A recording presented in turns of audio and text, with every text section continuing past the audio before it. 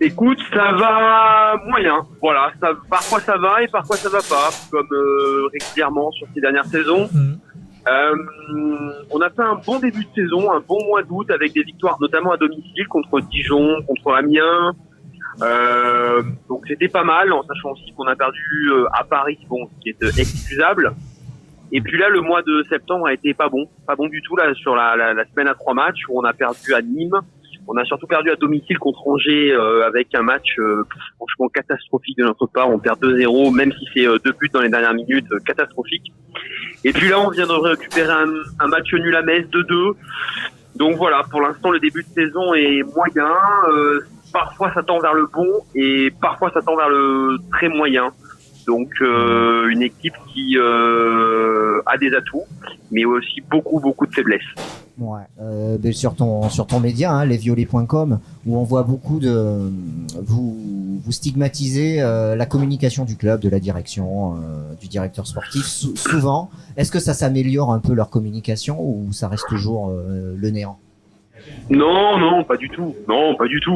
Non, nous, à part les conférences de presse de l'entraîneur et parfois de certains joueurs, il n'y a aucune communication. Pas du tout. Le président et le vice-président interviennent une fois par an, une autre fois quand il faut intervenir, et puis ça s'en tient là, hein, c'est terminé. Donc maintenant, la communication est toujours inexistante au club, et je pense que tant que ces gens-là seront à la direction du TFC, malheureusement, ça ne changera pas. Et d'ailleurs, ça ne change pas depuis des années, malgré les mauvais résultats, malgré la grogne des supporters. Donc, on fait avec. Est-ce que on entend beaucoup parler de rachat de club? Est-ce que à Toulouse il y a un rachat dans les tuyaux ou il y a aucune rumeur en ce sens? C'est la mode en plus, hein, les gars. Ouais. Il faut suivre. Là. Alors l'année dernière, il y avait eu une ébauche de partenariat avec Manchester City qui avait été évoquée lors de la rare sortie médiatique d'Olivier Sadran, notre président, mais ça a vite été abandonné. Donc aujourd'hui, Toulouse reste aux mains de l'actionnaire principal qui s'appelle Olivier Sadran et ça ne bougera pas. Mais le club lui appartient, c'est quoi son statut Ah oui, le club appartient, c'est l'actionnaire majoritaire, Olivier Sadran, bien sûr. Il l'a repris en 2001 lors du dépôt de bilan du club. Oui, en 2001, c'est ça. Et puis depuis, on est reparti avec lui en national, on est monté en Ligue 2 et puis on se stabilise depuis maintenant 15-16 saisons en Ligue 1. Maintenant, est-ce que le palier supplémentaire, il se donne vraiment les moyens de le passer, et est-ce qu'il a vraiment cette ambition-là?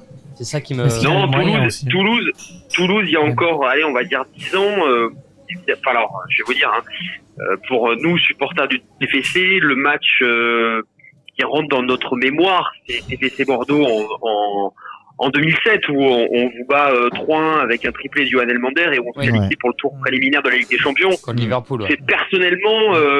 mon meilleur match avec la remontada de Pascal Duprat en 2016 de toute mon histoire de supporter du TFC.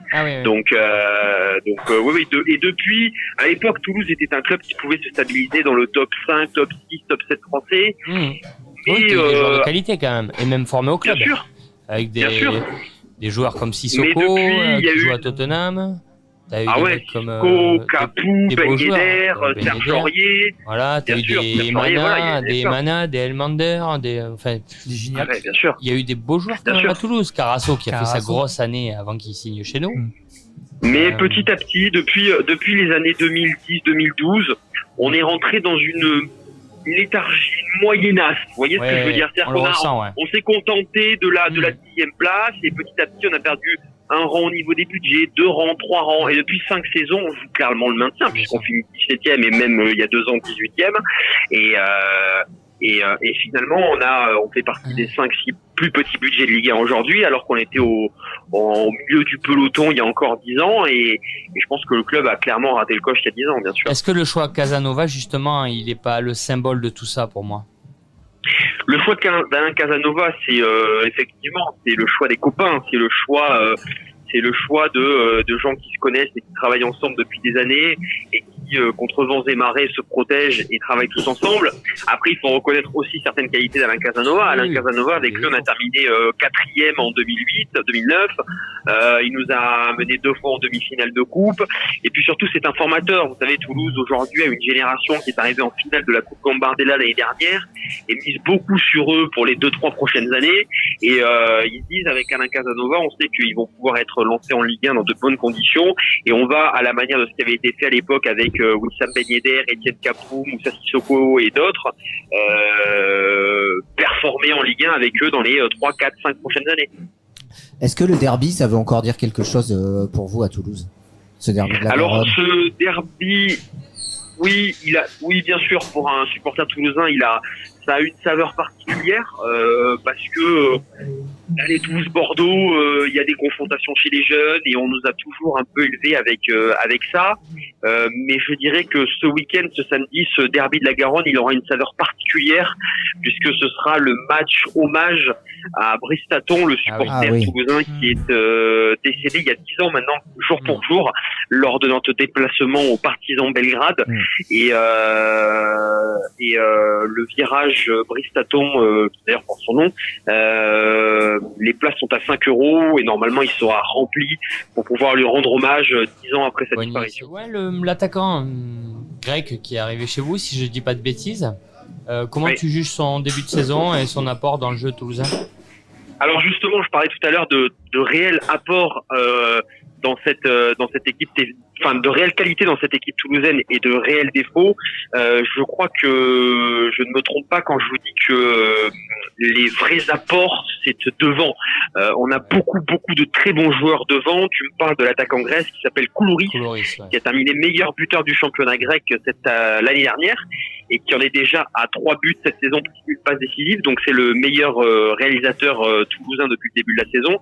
Et clairement, il a impressionné. Enfin, en tout cas, il a fait très bonne impression depuis le début de la saison. Je rajouterai autour de lui Max-Alain Gradel, notre capitaine, et Wesley Saïd, qui a été acheté pour pour 8 millions d'euros cet été et qui a marqué son premier but le week-end dernier là à Metz.